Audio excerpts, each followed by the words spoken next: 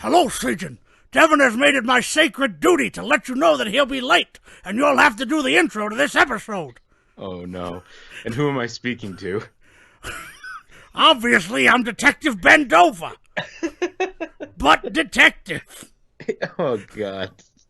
All right, Detective Bendover. Well, I guess I will take it from here.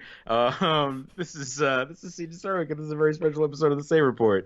It's not a very special episode of the Say Report. Thank you, Doctor. You're welcome, Devin. I hope I didn't poop all over it. They're hard. Butt puns are hard. No, this is not a very special episode. This is a time capsule episode. The difference being we're focusing on a specific moment in time so that if one of us is sick or we can't fulfill our Say Reportlian duties, we can release this to you. Mm-hmm. And I don't know why I'm explaining it to you, because you would just know. You would just know you wouldn't know. You'd just think, oh, they're doing an Ace Ventura episode. That's weird. Yeah, it is weird, actually, and you'd be right to think that. Because, man, Devin, I think that's the only word that I can really ascribe to this experience. Before we get too far, first of all, this is the Say Report. I'm Devin Decker. He's CJ Sarwick. I need to issue a formal apology to my parents.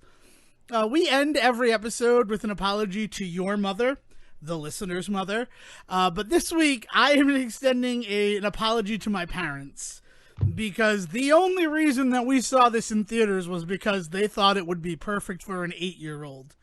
Direct quote.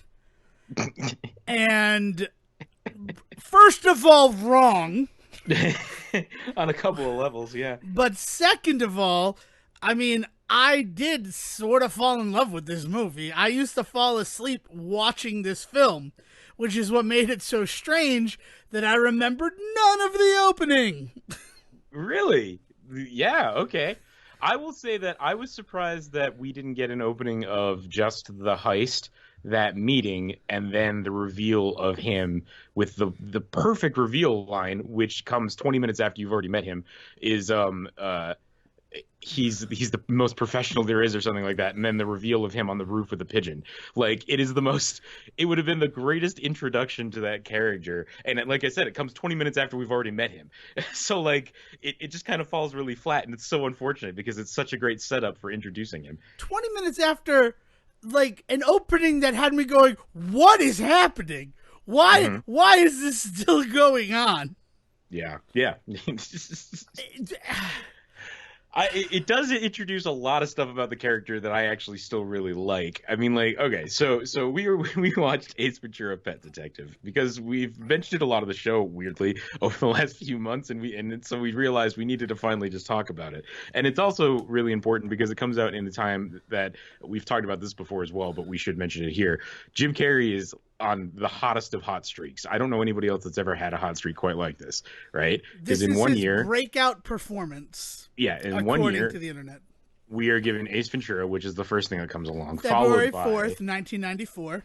Followed by The Mask, correct? Yes. Isn't The Mask over the Released summer? in July of 1994. And then the end of that year sees Dumb and Dumber. December 16th, 1994. So we are given in 1 year basically 3 of the strongest performances of his career. Like, I mean, to date, like, if you ask people what his top 10 roles have been, like, these are going to be in them, guaranteed. For a lot of people, it'll probably be in their top 5, you know? And on top of all of that, you're right, it's his breakout year. Like, this is the year that really kind of puts him on the map, despite the fact that he had definitely done movies before. He'd been working since the 70s. Like, what's the one that he did? Isn't he in the one with Nick Cage? Susie Q Got Married. Oh, Peggy Sue Got Married. Peggy Sue Get Married. Is he in that one too? He is in that one because that's a connection. Because he was in Peggy Sue Got Married with Nicolas Cage, and briefly Courtney Cox was sister-in-law to Nicolas Cage when she married David Arquette, because Nick Cage was married to Patricia Arquette. Okay. So, and there you go, 6 degrees of Jim Carrey. But yeah, so like he'd been working. I mean, in Living Color, we also can't ignore like his TV work. It was stellar at the time for the time, I should say. So yeah, man. So we watched Ace Ventura: Pet Detective. For anybody that's never seen it, I will decide by the end of it whether or not I would recommend Yeah, it. that's good. But basically the story is actually a pretty good mystery story. So Ace Ventura is the Miami's only pet detective, and he takes on a case in which the mascot dolphin of the Miami Dolphins has been dolphin napped, and he is there to find it. Like that is the setup mystery. But of course, with all mysteries, it gets twisty and windy and bigger. And I have to say, it is a pretty solid mystery story. I would compare this to Chinatown. If my two Jakes hadn't gone as terribly as it did in 1991, I could totally see this being a vehicle for the Chinatown guy. I know his first name is Jake. I can't think of his last name. But Jack Nicholson, you mean? Yeah, I could see Jack Nicholson playing this role. Like, I moved to Miami to retire. I no longer live in San Francisco. And then they contact him as this great detective because this movie has so many shades of Chinatown in it. I was blown away. I was getting a lot of TV mystery like Miami Vice and very specifically Magnum PI. I was getting a lot of Magnum PI feels, specifically from the chase scenes and some of the music playing over it and things like that. But you know, him running around in a Hawaiian shirt doesn't hurt that at all. But essentially, like the TV detective feel is definitely there for sure. Yeah, it's some. Here's the thing, the mystery is so good, and if it was just the mystery, I think I would easily recommend that people still continue to watch Ace Ventura. I mean, even though we're going to touch on some other things. That we'll give, you know, its proper time to. The mystery itself, like... including the resolution. Like, yes. I want to say that now, that I think the resolution of the mystery is a perfectly fine one, but we will talk about why it is not a great execution, shall we say, of the ending of this story. Yeah. For sure. Yeah. But it's one of those situations, the resolve and the answer to it is straight out of, like, she's my mother, she's my sister, she's my mother, she's my sister. Like, like that's why Chinatown, it's like, it's not super far-fetched. Like, these are what mysteries were in movies. So that being said, it's a very good spoof of a mystery movie. Like, well, I won't say it's not a very good spoof because it's not a spoof. It has a really good mystery. It just happens to have a very good mystery story. And Jim Carrey's dicking around the other 70% of the movie. Well, that's where I'll take a little bit more umbrage there. I feel like his dicking around is a lot less than I remembered. There's actually a lot of this movie that is very straightforward and a lot of slow burning jokes. It's not a joke every page type of movie. It really isn't, right? But is it not a joke every page movie because we're no longer 8 years old and we don't find it funny? No. I think there's long stretches of this movie where a joke is literally not made, where like we're just watching him kind of be good at his job. Now, as the movie goes on, he gets goofier and goofier in his job, you know. But like early on, when he first shows up at the stadium, there is a good solid 3-minute chunk of exposition and him talking and questioning Courtney Cox and like getting to know the situation and proving that he knows something. And he legitimately comes across as a good detective. And there are many moments of that in this movie where he suddenly just like comes across as like not the bumbling idiot.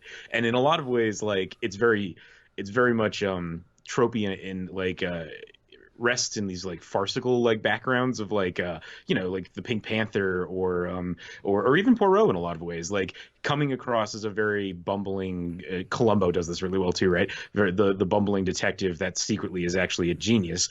Like there are clear moments of that. And so I think there are legitimate times when I was just like, oh, this is just like good movie making right now. This isn't necessarily good like slapstick comedy, but this is just like good filmmaking. Right, again. And I think that's it, is that it's a good mystery. And it's like if he were just that detective, and there are moments where, you know, it feels like I'm just trying to throw you off the scent. Really, the whole thing at the Ray Camp party, Roy Camp, Ron Camp is his name. There's too many R-named characters in this movie. You're talking about Udo Kier, though, right? That's how you say his name? Udo Kier. That's how you say his name, right? Yeah. Fantastic character actor. Love seeing him. Yeah. That whole, like, his whole setup of, like, you know, I've been doing a study on, you know, food poisonings at the affluent houses, and you can make a killing just on people who are suing these rich people who are throwing parties and then, you know, saying they're getting sick from eating the food there. Like, that's all beautiful setup for him going into the bathroom and spending a lot of time in that bathroom.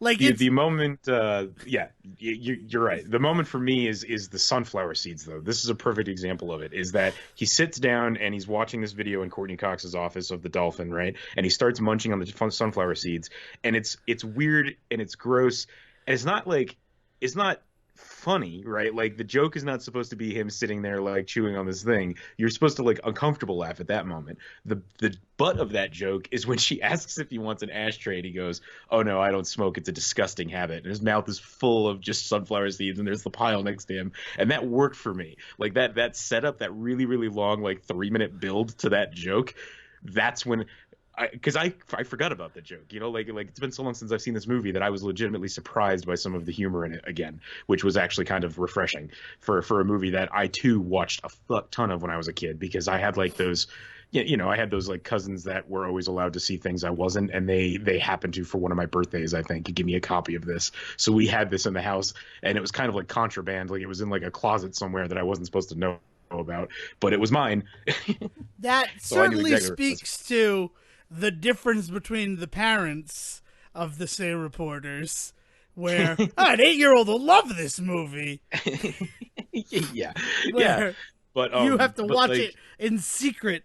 Yeah. So I watched a ton of this, right? And having these moments show up today of like really slow burns on like, and then like the punchline coming 5 minutes later was actually like really interesting, because, you know, if this was made now, and you could easily see a movie like this being made now, it would be somebody in first of all, much better prosthetics and costuming when he does his character work. Like, I think like the natural evolution of this is something like Blue Streak, right? Like, you know, or basically a lot of Martin Lawrence's I don't think you remember Blue Streak as well as you think you do.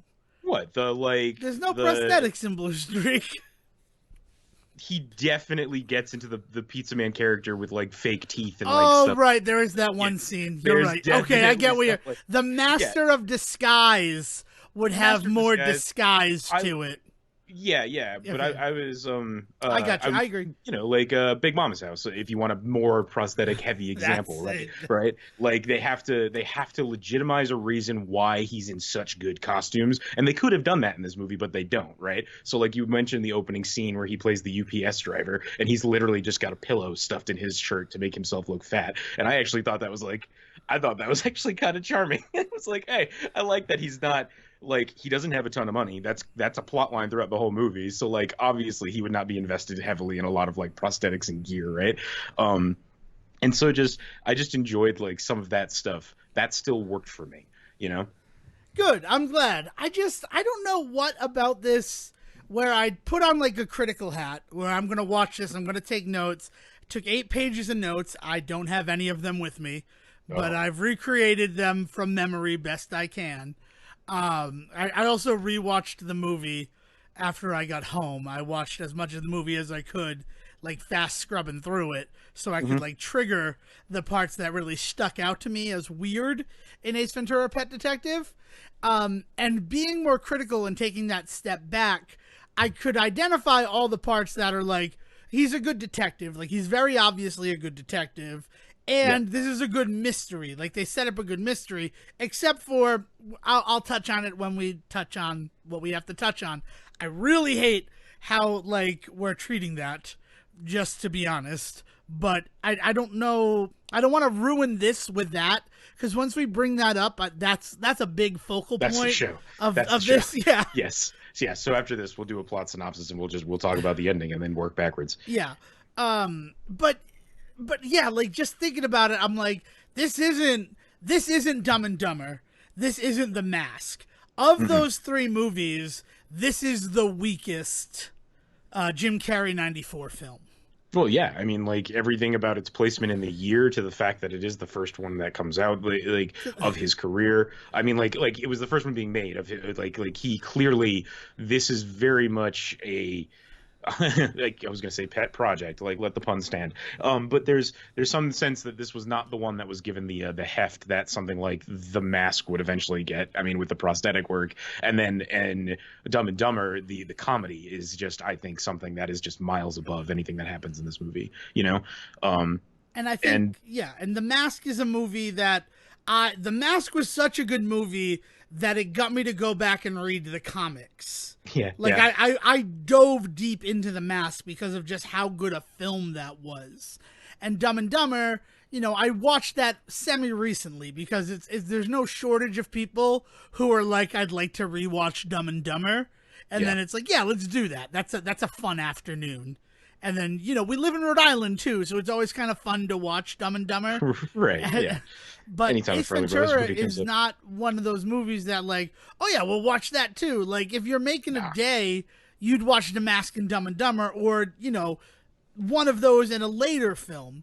So right. this is a strange film. I mean, straight down to the fact that the director was convinced that Ace Ventura was going to ruin both of their careers.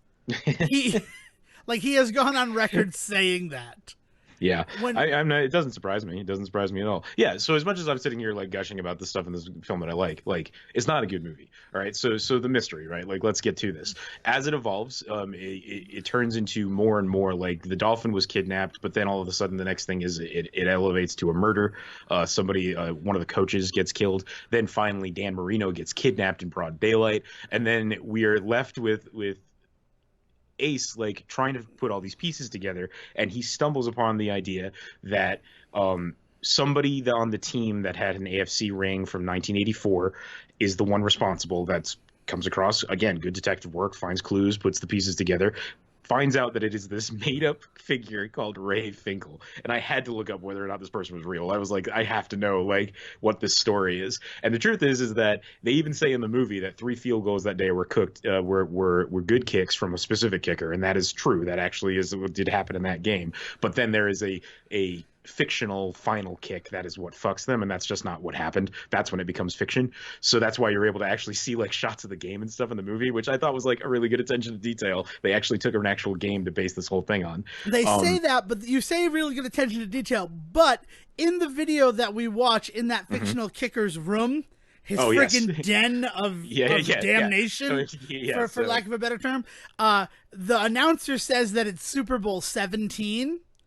Right, which it can't be Super Bowl 17 because that was 2 years before the Dolphins AFC Championship in 1984. However, I think it's 19 is the game, right? it's Super Bowl Like, 19 is though it yeah, should yeah. be the one, which then would make it Super Bowl, 29 in the Ace Ventura world and time frame.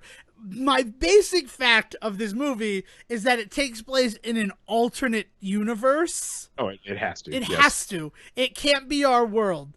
Just because of, not just because of the existence of this second kicker, Ray Finkel. The second kicker. Back and to the left. And he Laces kicked up. it and it went up and to the left.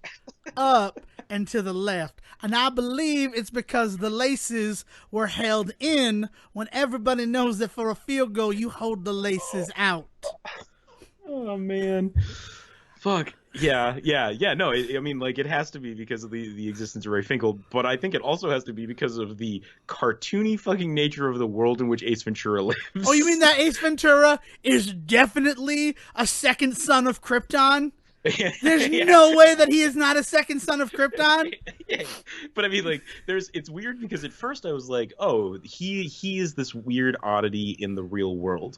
And then the thing that actually really solidified that, no, it's not that. It's that there is an entire other world that this movie takes place in is when he goes to meet his friend, the fucking Woodstock. bioterrorist Woodstock. Yeah. And it's this guy that I'm just, that proves to us as the viewer that no, there's a world in this world that these people inhabit that Courtney Cox and her whole world don't inhabit. There's like separate universes that exist within this one that is very bizarre. I don't know how this like Johnny Quest style cartoon bioterrorist over here that's just like I'm gonna send them the wrong coordinates He's and an then watch them all scatter. eco-terrorist. He's an eco-terrorist, not a bioterrorist. That's Fair a enough. real big distinction because eco-terrorists create terrorist acts to save the environment.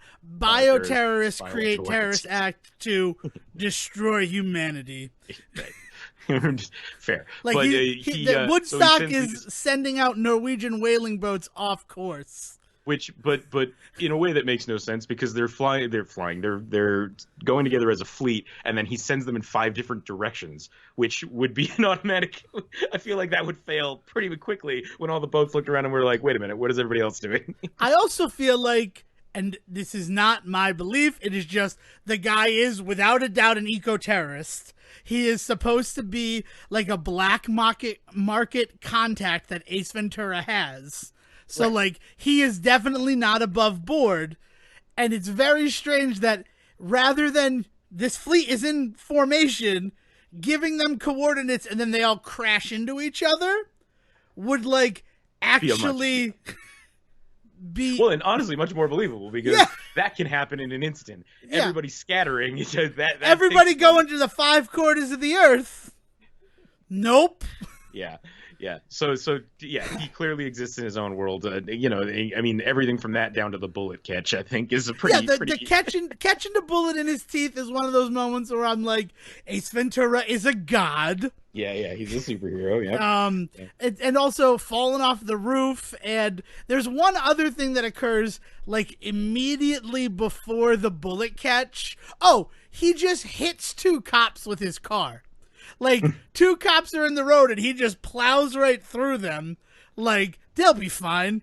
I've extended my immortality to them for this moment. He does have superpowers. Like he definitely has superpowers in this movie. He has a one of talking which- ass. Well, there is his talking butt, yes, but no, I mean like his ability to spot a detail in a picture from across the room, and he uses that power like 4 or 5 times in this movie. So like I kind of appreciate that it comes up more than once. It's not just like a flaw in one scene, but like when they're in the dark room going through the files of the old player rosters and stuff like that, and he spots Ray Finkel in a picture behind him across the room in a dark, crowded file cabinet room. He's like, "Who is that?" And Courtney Cox fairly is like, "What are you talking about? You're looking into a file box right now." And he goes, "In this picture." And then he turns around and points at it, and she's just like, "Oh, okay." Like she's completely dumbfounded by his ability to do this as well. Okay, so there's actually one of my sticking points in this film.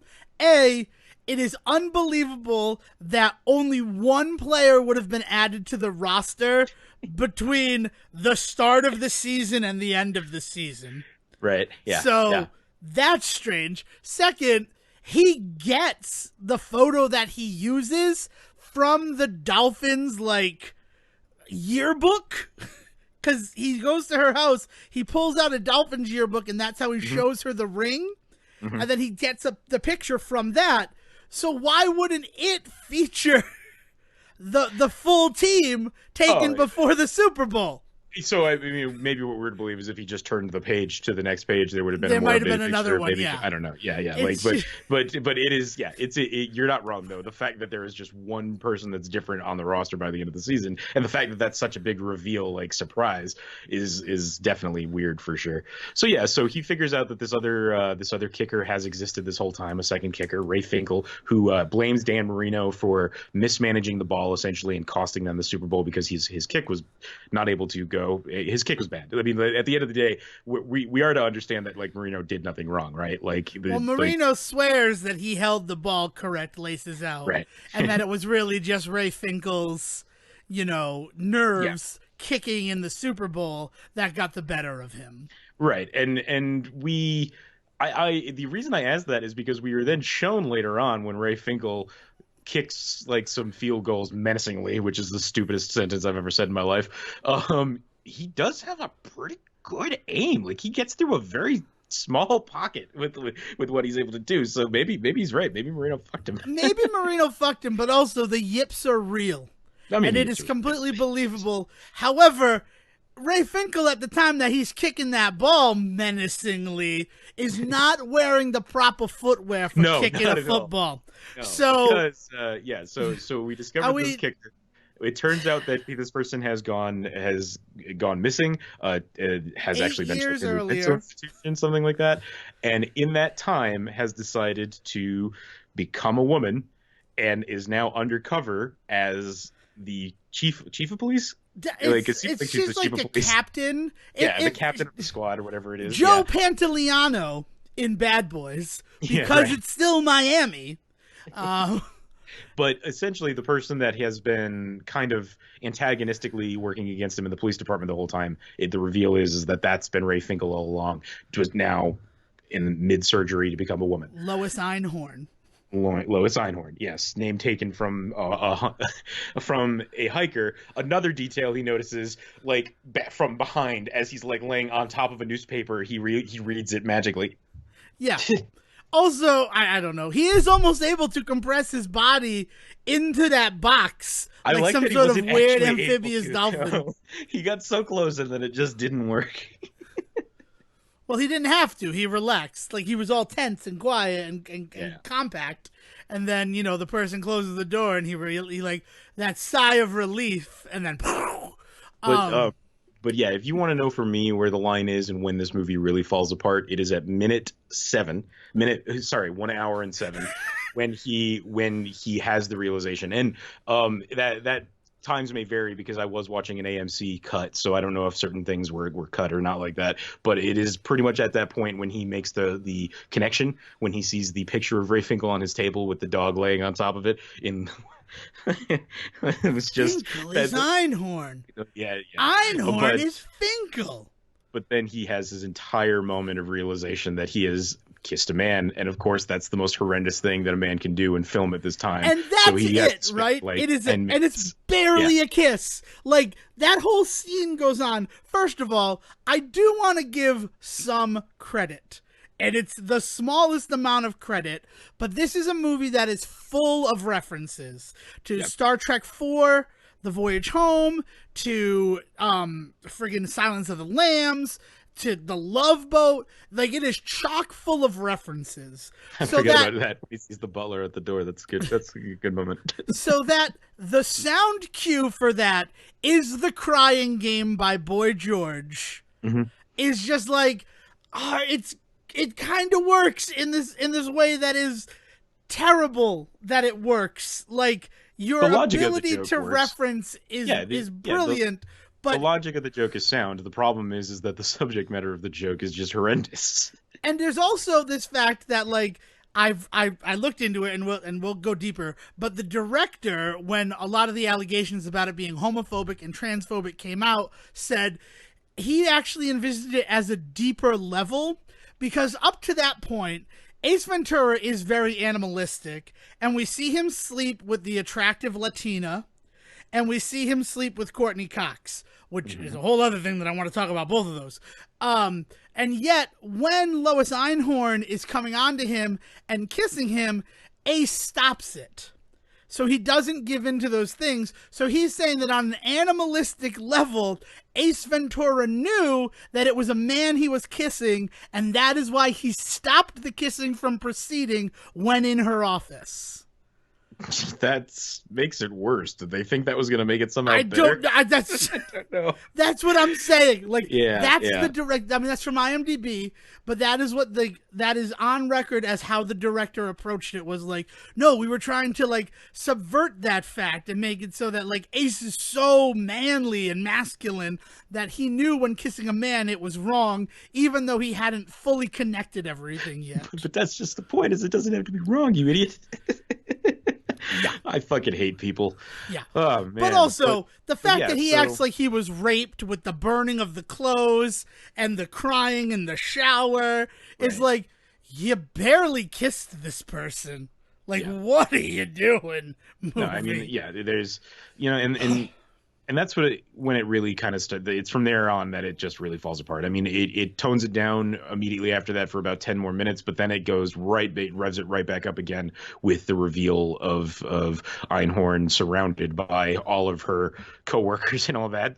And he just starts stripping this person in front of them. It's got a pretty horrendous ending. Like, this movie I could not believe how I don't know how to put this, how bombastically over the top, horrendously bad the ending to this movie is compared to the first like hour of it. Like it takes a dive I've never seen a movie take before in my life, I think. Yeah, In retrospect. it's insane. It is literally insane. Hmm. Like, Ace Ventura becomes way more of a buffoon. Like, I Yes. had written in my notes, for a buffoon, he's actually a pretty good detective. Right. But then jumping in the Zodiac, taking out the handheld fan, and going 1 inch before climbing up the ladder, it's like, what was that? Who was that for? This is Right. like a serious moment. And like, this is not the time for jokes. And you're not adding levity to this situation Yeah. at all. Yeah, the And moment for me that was like that was when he's calling Courtney Cox on the payphone after being to Ray Finkel's house and like tries to be cute by pretending he just got off the phone with her without saying goodbye. And she's like, "Where did you go?" And he's like, "I'm you still thought I here." left, didn't you? But then he's like, "But I am gonna go," and then just hangs up immediately. And I'm like, "Wait, she was asking you a legitimate question, you asshole!" Like it's a moment where he's trying to be cute and quirky with her, but like they're in the middle of like a very important revelation about the case. Yeah, like, this is not the time Right. for that. And the movie has a lot of that. And Mhm. also, just like one step beyond just how awful that whole sequence is, where he's stripping down Sean Young as Lois Einhorn, is the fact that that was not in the script. Like, Jim Carrey came up with that on the day. So, like, you can't even point at, like, well, the script had it in there and he just did it. No, no, no. He contributed to that scene to Ugh, make it as gross as it is. that's weird. That's just all fucking weird. Yeah, I mean, like, this is again, we talked about this on the main show just this past week, but I know for anybody listening, who knows when that last was, but like '94 was a weird time for movies, right? Like not only do we mention the Carrie trifecta, but we have True Lies that year, which has a lot of similar issues in terms of like representation and problematic uses of women's bodies and things like that. There's definitely some weirdness going on there. There's I mean, Clerks, which just last year I talked about just how, like, toxic that is to women. yeah, how toxic that can be because it led to a generation of dudes that didn't get the joke. Yeah. Like, yeah. You have Pulp Fiction that year, Mhm. which also has, Zed going there and going to pull a full deliverance on the two guys that he catches. Right. Like, it's not 94. 94, in a lot of strange ways, as we've done this show, we have definitely come across the fact that it was definitely an important year for cinema. That being said, a lot of these important films that came out in 1994 have aged super poorly. Yeah. And weirdly, like we talk about 86 and 84 in this way too, and but we don't talk about them aging as poorly, right? Like we talk about things like Back to the Future and Star Wars and yeah, there's definitely things to be called out in those movies, but this is to a point where I think I can safely say now I can't recommend people go back to this one. I'm happy to sit down with somebody who wants to watch Back to the Future, 1, 2, or 3. Like let's do it, right? Like Gremlins. I went back and watched Gremlins with people the other day. Like there was like this golden years of cinema throughout, and I'm always happy to go back and visit the other ones. But like '94 is just not appealing to me right now. Yeah, it's strange because I was thinking, people who talk about, let's just say, The Godfather, right? It's because they saw basically The Godfather Part 2, right? Because that was actually 74. And so the people who saw that movie, like when they were our age, when we saw this movie, and have fond memories about Godfather Part 2, and can be like, you should see it, it's a great piece of cinema. I couldn't point to this movie as like it's a important like part of cinema history, because it is in a lot of ways. This is a very important movie. It basically gave us Ryan Reynolds. Like, I don't mean to be rude to Ryan Reynolds, but his whole shtick is just the Ace Ventura shtick. The like talking to yourself out loud and like making jokes when it's inappropriate to make jokes. That's is basically this character. and it was like the second time that I was watching the opening, and he's like, assholes in mirror may be closer than they appear, and then bingo, and he gets it started, and I'm just like, that's the stuff that like Deadpool says, but also that the reason why Ryan Reynolds was such a good Deadpool was because that's the shit he was doing in Two Guys, a Girl, in a Pizza Place and Van Wilder. Was this like, I'm not breaking the fourth wall, I'm clearly just talking to myself. Right. And I don't know, it's just, it was such like a slap in the face to like just be like, oh yeah, in addition to this movie having one of the just dumbfoundingly like offensive endings in cinema history.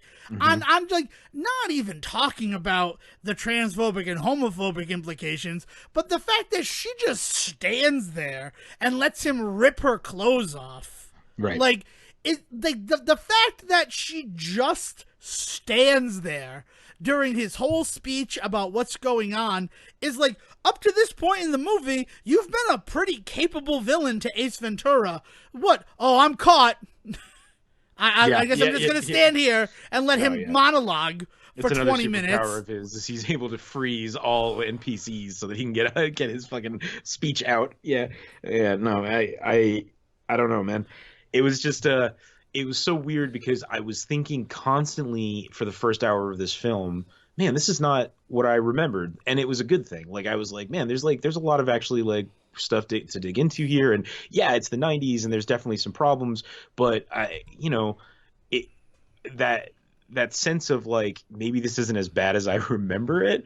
But I did know what the ending was, so I was like, I know it's going to get bad. I'm just waiting for it. And really it starts to kind of click in when they get to the mental institution, and the way that is all treated is obviously just upsetting. And then it just starts to devolve from there. And then the reveal of, the reveal of what's actually going on and the way that he handles it, the way that everybody handles it is just like, I mean, it's not just Ace Ventura in this movie that's acting this way too, right? Like, it is the entire world acts this way because we were given that shot of all of the dudes at the end who just like, it's the puking shot, and a which lady, is supposed to be a joke, and a lady behind right. The detective assigned to the case. Right. Aguado, I think his name is. Yeah. Like, she also throws up, and it's just like, oh, okay, because you thought you were kissing a lady and then it was a man? Like, way to go, offending both sides of the aisles, guy? Yeah, like, I don't know what. I have no idea what the concept was ever supposed to be behind the ending of this. And as I said, like I think logically, I think from a mystery, it's a fantastic ending.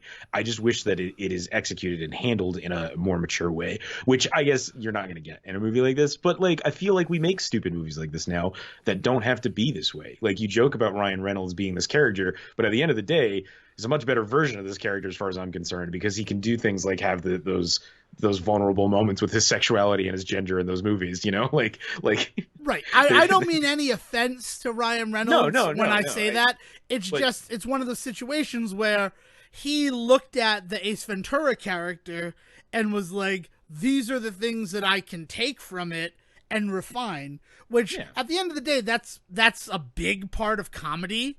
Like, you take the stuff that works and you hopefully leave the garbage in the past.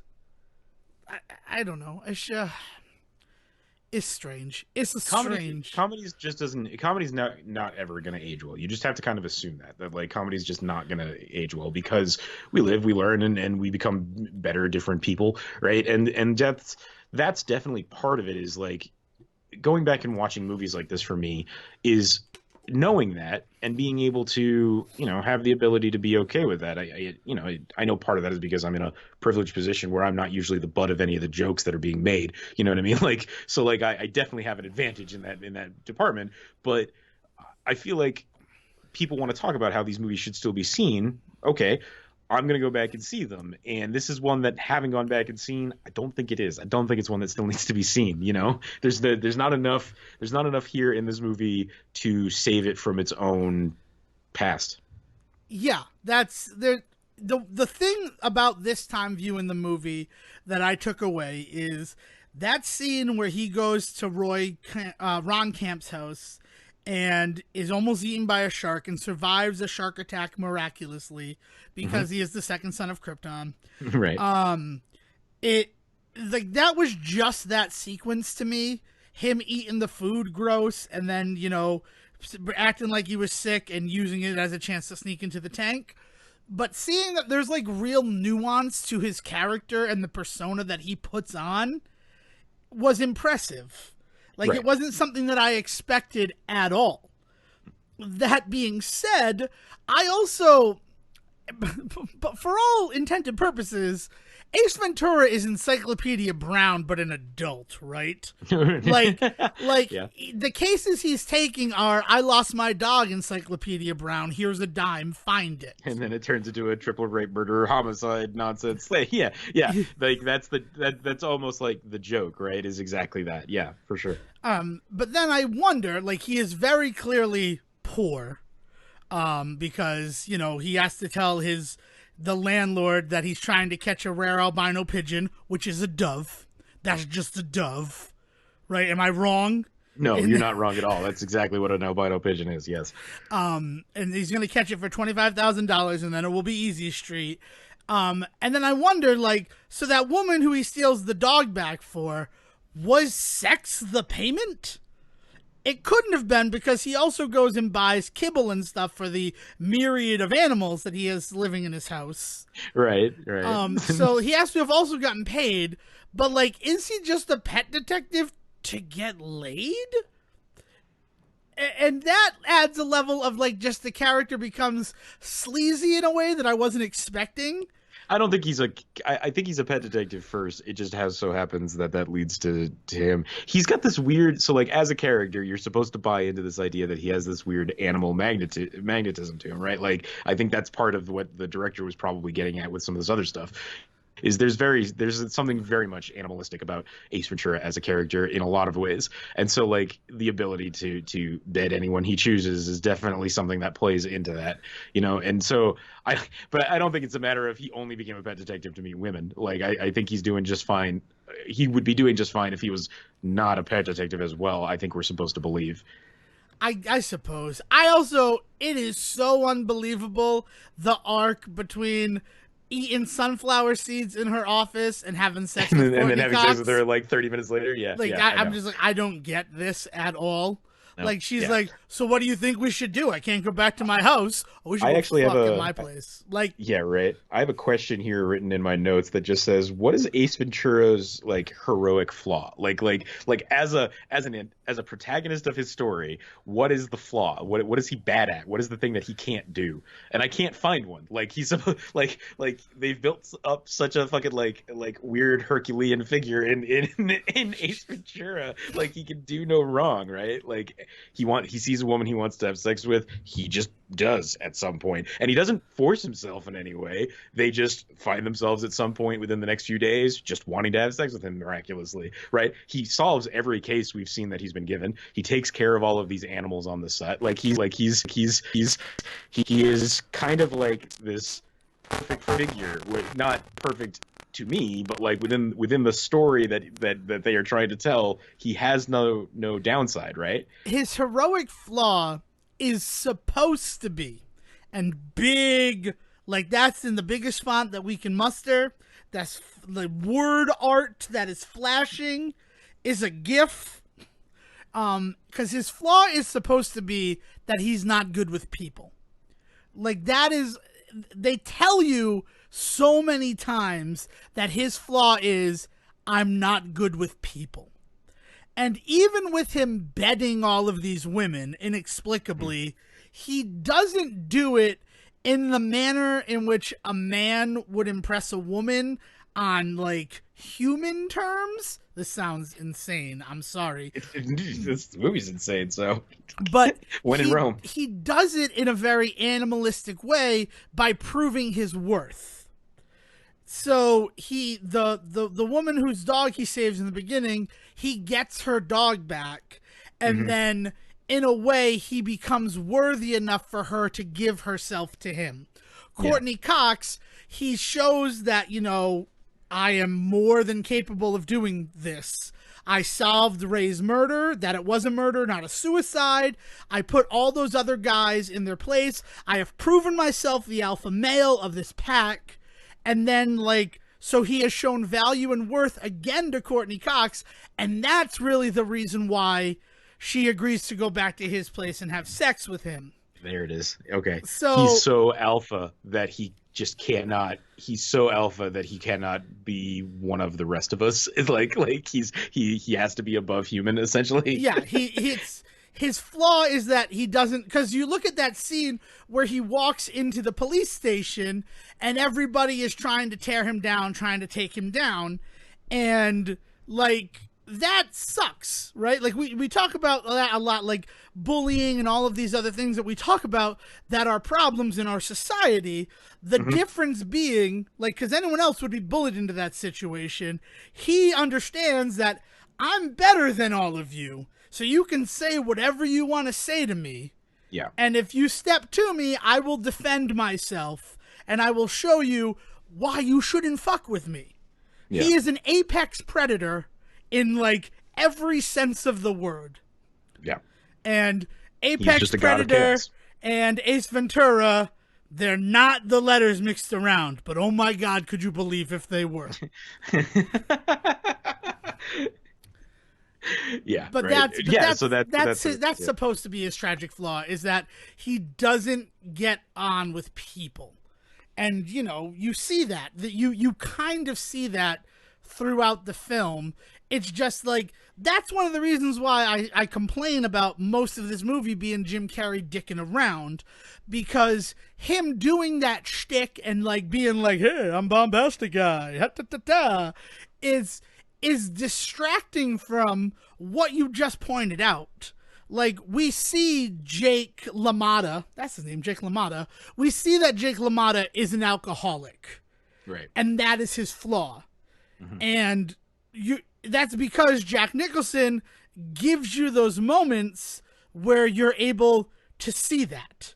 Like, he's always the smartest person in the room, but sometimes he's too drunk or he's too hungover to actively demonstrate that. Right. Because of how Jim Carrey plays this character, and I think a lot of that comes from the fact that he is credited as a screenwriter on this piece. He is, yeah. And turning it around, you don't get those moments where you get to see that he does not connect with humanity, which is, in fact, supposed to be the tragedy of the character.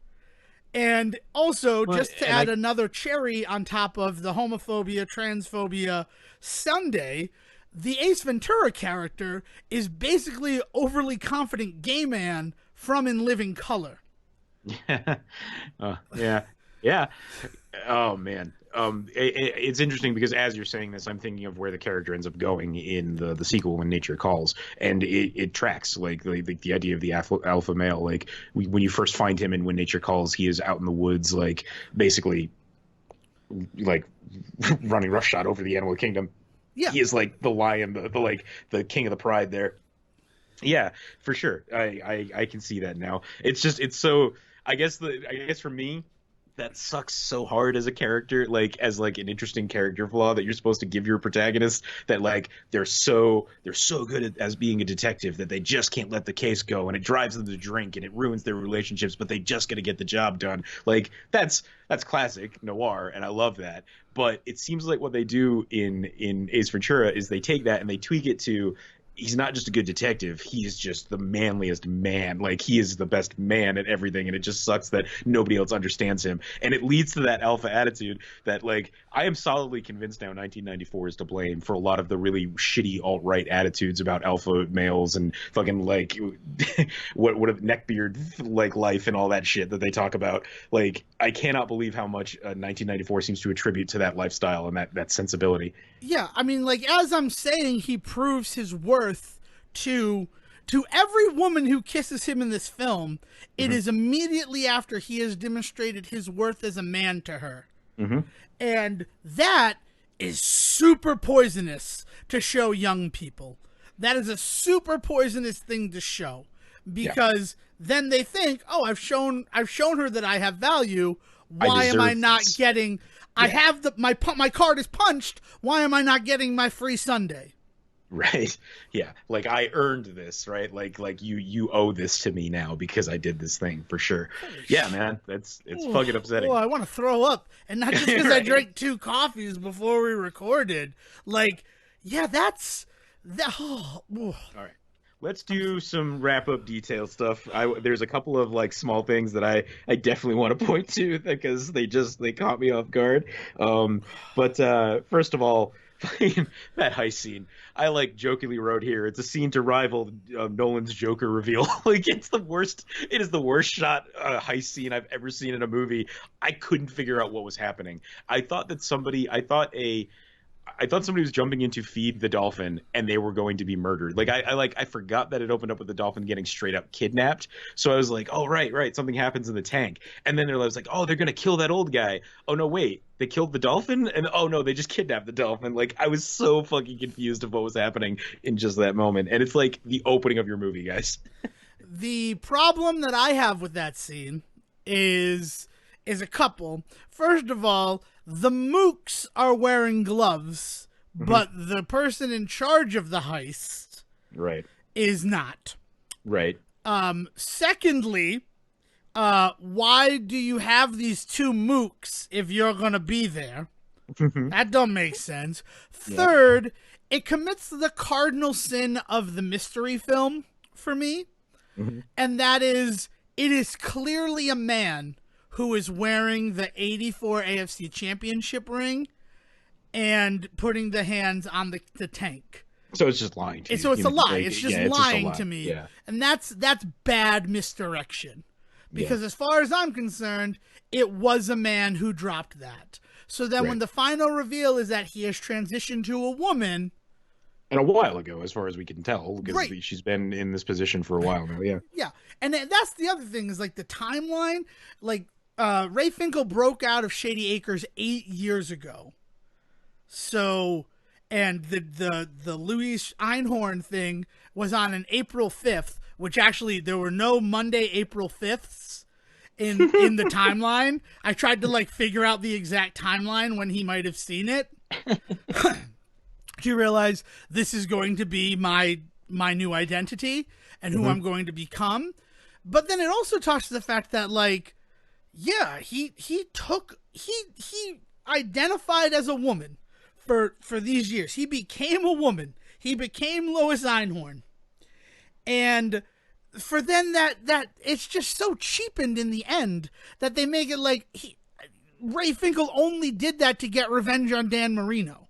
And I know I'm fucking up with my pronouns here, and I'm sorry, but the movie does that. Right, but the point is that she does not become Lois Einhorn because she feels a need to be in this new body.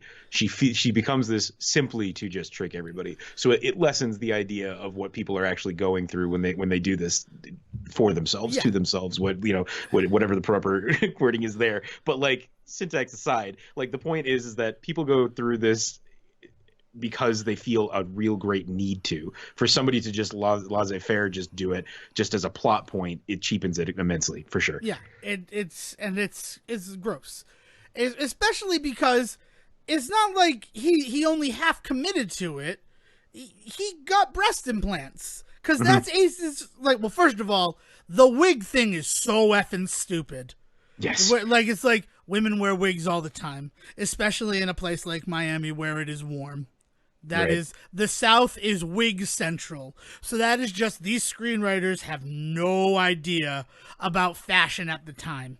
And I'm basing my fashion off of designing women and the fact that Suzanne Sugarbaker, who is a sex symbol as far as I am concerned, but that's also how she's portrayed in that show, wears wigs all the time. Yeah. It's a plot point of her character. So that, I'm like, oh, you wear a wig? Definitely not really a woman. And then the breasts, and I'm like, oh, you don't have breasts? Not a woman. These are terrible messages, Ace Ventura, Pet Detective. Yeah. couple of things. Sorry, I enjoyed the line "jockey strap." Did you hear that at one point? Yep. The guy talking about all of his his I players. got a with all of player their who work. hasn't watched his jockey strap in 2 years because he thinks that flies are lucky. Jockey strap. I couldn't hear the rest of the joke. I was like giggling so hard at the term jockey strap. That was pretty good. Yeah, like there's like little moments like that. Like when he pulls the car in at the police station, he does that like whip around Like and it's a supposed to look so glove. cool. And he says that he didn't go into a spot though. He just whips around in the middle of the parking lot and just says that. I know he did what it's supposed to be is that he does that like car slide into the spot, like he's up against the curb. But you're right. It's not. It's weird. It's weird. Yeah. I have to tell you that I was ready to be like shaking my head at the butt joke scenes, but they actually, in context, actually made a lot more sense than I remembered them making. And holy shit, when they go to reveal her coming off of the elevator and then come back to him singing Sodomiha out of his ass to Don't Look, I laughed. I laughed. Well, first of all, everybody attributes the butt talking to Ace Ventura, and it's one scene. And it's clearly to demonstrate that he and Emilio are friends. Well, and that he doesn't give a shit about the authority figures in that building, too, right? Right. Because he's constantly being told, don't do that, the chief is coming down, and he doesn't stop. Right, exactly. It's so he doesn't care. Yeah. And it's but then there's also that like Holy Testicle Tuesday. Like, is that meant to be foreshadowing? Maybe. I don't know. So that's some of that stuff actually started to like kind of work for me, right? But man, what else is in my notes here? Oh, that's I could not confirm or deny. Is that Slipknot? No, it's Cannibal Corpse. Oh, that makes sense too. One of them has a Slipknot shirt on. One of them has a Slipknot shirt on, which is. And I was thinking it'd be really stupid for the band to wear their own shirt, except in a movie when maybe in the '90s they needed a little bit of recognition. But no, that makes much more sense. It says Cannibal Corpse on the wall behind them, and actually in the TV version, Ace gets up and sings with them. Oh, he performs with them. So look for that on the internet because that's something that happens. I'm gonna point to a thing that didn't make sense to me. So he goes to Collier County, and the sign is home of Ray Finkel, and it's been changed to Ray Stinkle. And then we get Ray Finkel's, like, career roster. And honestly, he had not done anything before Super Bowl 17 in Universe, except for, like, play in college. So when did that sign go up? When did he become the pride of that? Like, was it when he joined the Dolphins halfway through that season? And then they're like, let's erect a sign, and then suddenly fall from grace immediately? I will say a couple of those College Bowl things that they mentioned, college stats that they mentioned, were some stuff that, being a little bit more out in the West, you hear a lot more about things like college ball players. I think that his college record might have been enough. Might have been enough to do it. Yes, and that's. I will give them that. But it's strange because that college record is important, but still, what he hangs his hat on is that he's the first player from Collier County to ever become a professional athlete. Right, and the fact that the entire town has then completely, I mean, everything hinges on the fact that he fucks up this one kick in the Super Bowl. The fact that he had such a good, illustrious college career, that sounds ridiculous to me. Like, it's definitely something to give the guy shit about on blooper reels for the rest of his career, but it's not enough to end a guy's, like, life. Oh, it's also, like, people miss kicks all the time. Right. He misses one kick, and yes, it's a pivotal kick, but then you're not going to sign him again? Like... So we picked up this kicker for half a season. We didn't give him more of a contract than that. Like, also, we picked up this dude for half a season, and then we put him in for the last kick of a pivotal kick of the Super Bowl. Like, what's the play here? Like, and that's the other strange thing is they do a lot to establish that Ace Ventura has to have football knowledge. Like the whole opening, he's making a bunch of football references, and then. And it's just Football like, jokes. that's Football so jokes do that. weird. It's so weird that you guys did that. Yeah. To like, oh, he knows football. He'll be fine. He'll be fine in this case. He's not as much of a dweeb that he doesn't understand what football is. Well, right. He can't have any other single flaw. Like that's the thing, right? He can't be bad at anything. So Udo Kier is just a Bond villain in this movie, right? Like he's just a very polite Bond villain. He's not a villain at all. He's got an illegal shark in a tank. He has an illegal shark in a tank because he's a rare fish collector. Just because you're a rare fish collector doesn't make you a villain. He has philanthropic connections with the Miami Dolphins and the community of Miami. Like, he is supposed to be, he's the red herring, you know, to pardon the fish pun, as the exotic fish collector. But he really is, because you see him and you're like, holy shit, Blofeld. Holy shit, like, this is the guy. This is the guy that I need to fear. But then, no, you don't. He's just a nice dude who's, like, vaguely European. Yeah, discovering that it's not Snowflake in the tank is another moment that still holds water for me. Well, yeah, it definitely that moment when he jumps into the tank and then the reveal that it's the shark is pretty good, especially because it doesn't go on very long. Like it's not something that it's not something that wears out its welcome. It doesn't overstay its welcome at all. It is just bing bang, and then the fact that he blames it on the fact that the toilet exploded. Yes. And Udo Kier is just like, I'm so sorry. Sorry, I'm going to get the pipes checked immediately. Please do. If I'd been drinking from the toilet, I'd be dead. See, there's good, healthy moments in this movie that are actually legitimately fun still, and it's just completely ruined by just so much problematic shit in the last half an hour of this movie. By all of the toxicity. Yeah, like in the film. The ring montage that comes right after the Udo Kier part is like phenomenal. Yeah, but you said also there's some homophobia in that montage. Just to point at that. There's a moment. Yes, there is definitely that moment with the guy at the urinal. Although it seems like they're running off to cuddle at the end of it, so I don't know. But it seems like Ace is running off to run off, and he's running off to cuddle. Yeah. It's very strange, that scene. But also, you said he does good detective work to eliminate people. No, hunting down members of the Dolphins' '84 AFC Championship team and like letting one of them punch you in the head. That's not good detective work. No, that's not an example of good detective work.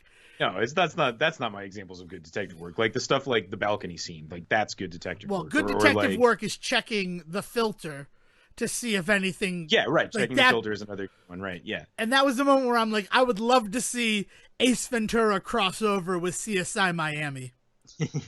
Like, they have to have an episode like that, right? Where they have to deal with a pet detective, even if it's not Jim Carrey. Like, I could see that happening. Yeah. I mean, how could we possibly forget that Lion Sleeps Tonight was in this movie? We were talking the other day. It's a sex scene. That that's exactly what I wrote down. Is how the hell did we forget? Oh man, yeah. You know what I don't get? What doesn't make sense? Lenny from Ghostbusters is the admitting doctor at Shady Acres Mental Institution, and first of all, Ace's whole performance convinces him that this is definitely a shell-shocked professional athlete. Yeah, because the line of dialogue to Courtney Cox is, he won't be the first professional athlete that we've had here at Shady Acres. But then, secondarily, bigger issue with that, by all accounts, the only professional athlete you had at Shady Acres was Ray Finkel, and he escaped from there 8 years ago. Not a thing I would be bragging about. I mean, my entire time I was thinking, this dude's being very open about other patients with this possible patient. It's not even like he's admitted yet. They're talking about the possibility of admitting him. So I was just like, you're being very, very open with some of your HIPAA laws there. What are you doing? Well, I don't think HIPAA existed in 1994. Let us use Ace Ventura as a reminder that our medical information was not always as confidential and well guarded as it is in 2020. Yeah. Basically, at this point, my notes are just like, okay, we lose it all to homophobia at 1 hour and 7 minutes. Yep. Okay, they just fucked up the landing horribly. Yep. Okay, all of this is just offensive. Okay, last thing I have is Ace Ventura pulls a Home Alone and throws a giant hook at the two guys. He kills those two guys. That's why they cut away, right? Yeah. Because they cut away to the football tackle, and yeah, they did. He He definitely murdered two people Yeah. in the quest to save a dolphin and Dan Marino. I don't believe it's the first time he's murdered people. Oh no, Ace Ventura has tasted blood and he will kill again. There's no doubt in my mind that he is a agent murderer. of chaos, though. He is like legitimately just this chaotic, anarchic energy, like in this world, and he just nothing can stop him. Like it's a little terrifying, but also that cutaway to the football tackle. It was shot with the two guys' heads coming off. Which leads me to question, what the fuck is Ace Ventura rated? I know it's PG-13, but like, there's an F-bomb, there's a sex scene, there's murder, most foul. Like, I mean, I thought I was watching an R-rated movie just off of that woman in the first detective like scene. yeah. When he drops that dog off, I was just like, oh, this must be an R-rated film. No. No. How much do I owe you? What if I take off your pants? Yes. What? Oh, Yeah, I'm trying to think. Tone Loc. I want to give a shout out to Tone Loc. 1994, also a big year for Tone Loc. Let us never forget. Yeah. Did he turn check? on him in the end? Did I miss that? What? At the end of this movie, does he end up turning on Ace? Oh no, he's Ace's only friend. Well, yeah, but at the end of this movie, Courtney Cox had a gun on him or something. It's a distraction. Confused. Yeah. It's very obviously a distraction for them to get in. Okay. And I thought that's what was going on, but then I thought, did I just miss something? No. Well, couldn't find it. All right. No, because he gets the call from Ace. No, he gets the call about Ace, and he goes to Courtney Cox and is like, we got to go help Ace. And then their plan is, oh, you go in there with all these cops with guns, holding a gun on me, and no one will shoot you. It also makes zero sense that nobody shoots Ace. I mean, granted, his body would just reflect all the bullets. yeah, it would just ricochet. Or he would absorb the kinetic energy and become an even grander god. Super Saiyan Ace 1. Oh, God. Like, he really is. He is a god. Ace Ventura is a god, and we are living in his world, his universe. There's nothing we can do about it. But you also say that there's this underneath world that's happening in that movie. I think the really scary thing is that underneath world is probably existing in the real world as well. We just don't live in it, Sijin. Somewhere out there is an Ace Ventura in our world, and he is unstoppable, people. And he hates this movie because it's like, everybody loves Ace Ventura, and nobody realizes it's based on me. Oh, man. Any final Ace Ventura things that you'd like to bring up or talk about? Bad poster. Movie's got a bad poster. And I say that only because of the detail of the dog on the poster attacking Ace Ventura's leg actually makes no sense in the context of how he's supposed to be so good with animals. So, and we are shown time and time again that he is the only one that can control certain animals in both movies. But anyway, no, nothing more than that. I would like to point out that if you have a literal menagerie living in your apartment, it's gonna smell. And not just because one of them is a skunk. So the fact that his landlord steps into that apartment and like sniffs and Ace still gets away with it, that is the only proof I need that he is a god. And there's nothing that we could do about it. So, Sijin, I asked you about this off microphone, and I'm going to put you on the spot here in the actual episode. Yeah. Are we going to follow this up with The Mask and Dumb and Dumber? I think we have to, right? Okay. I think it's just required. So maybe we'll do a few banked episodes of just Jim Carrey favorites for this year. I think that would be exactly what we should do, especially because I have noticed a lot of similarities in the characters he plays in these 3 films. And it's you don't insane. say. Like, shut up, Siege. You know what I mean. Character details, not actor details. All right. So that'll be fun. That'll be something that we enjoy. But until then, if you would like to talk to me about any of my problems with Ace Ventura, or, you know, convert to Ace Venturanism, of which I am now the first priest, find me on Twitter at Devin D. Decker. And if you want to send me some more butt puns, you can find me at Siege versus the World on Twitter. All right, now, Will, don't shit the bed and take us home. Thank you for listening to the Say Report with your host Devin Decker and Stephen Serwick. Please follow the guys on Twitter and Facebook by searching for The Say Report, and you can always subscribe on your podcast channel so this is delivered straight to you and you can enjoy it every week. With apologies to your mother, we'll see you next time.